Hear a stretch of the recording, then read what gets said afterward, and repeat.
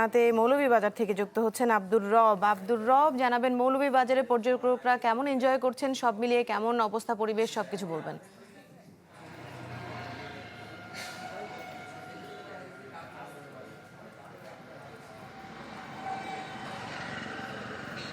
জি দৃষ্টি, আমি এখন দাঁড়িয়ে আছি মৌলভীবাজারের শ্রীমঙ্গলে এবং এখানে আমরা যদি একটু দেখাই যে সকাল থেকে যে আমরা এসে দেখেছি যে প্রচুর পর্যটক যারা হচ্ছে যে বিভিন্ন ধরনের যে বাহন, বিশেষ করে এই এলাকার জনপ্রিয় হচ্ছে চাঁদের গাড়ি যেটাকে বলে জিপ, এবং জিপ সহ নানা ধরনের বাহন নিয়ে আসলে পর্যটকরা বিভিন্ন স্থানে ঘুরছেন, পর্যটন কেন্দ্রগুলোতে যাচ্ছেন, এক স্থান থেকে আরেক স্থানে যাচ্ছেন।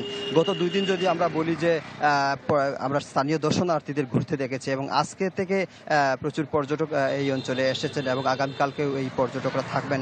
এবং আমরা এই অঞ্চলের যারা পর্যটন সংশ্লিষ্ট রয়েছেন, যারা রিসোর্ট কটেজ মালিক রয়েছেন, তাদের সাথে আলাপ করেছি। তারা জানিয়েছেন যে তাদের যে রিসোর্ট এবং কটেজগুলো অনেকটাই বুকিং হয়েছে, প্রায় 80% মতো বুকিং হয়েছে, তারা আমাদের জানিয়েছেন।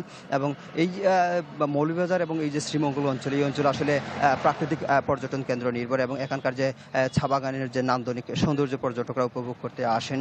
এবং বিশেষ করে এখানকার যে জলপ্রপাতগুলো রয়েছে, হামহাম জলপ্রপাত এবং মাধবকুণ্ড জলপ্রপাতের পাশাপাশি লাউয়াছড়া জাতীয় উদ্যান এবং মাধবপুর লেক, এই স্থানগুলো আসলে পর্যটকরা সবসময় ভ্রমণ করতে আসেন এবং এখানে পর্যটকদের আসলে ঢল নেমে থাকে। এবং আমরা যে জায়গাটিতে আছি আসলে এই জায়গাটি অনেক জনপ্রিয়, শ্রীমঙ্গলের যে প্রবেশদ্বার আছে সেই প্রবেশদ্বারের এই জায়গাটি, এবং এই জায়গাটি থেকে আসলে পর্যটকরা মৌলভীবাজার জেলার বিভিন্ন স্থান, কমলগঞ্জ এবং কুলাউড়া, বড়লেখার বিভিন্ন স্থানে আসলে পর্যটকরা গিয়ে থাকেন এবং তারা আসলে এই ঈদের ছুটিতে পর্যটকরা নানা পর্যটন কেন্দ্রে ঘুরে আসলে এই যে জি আব্দুর রব, ধন্যবাদ আপনাকে আমাদের সাথে যুক্ত হওয়ার জন্য।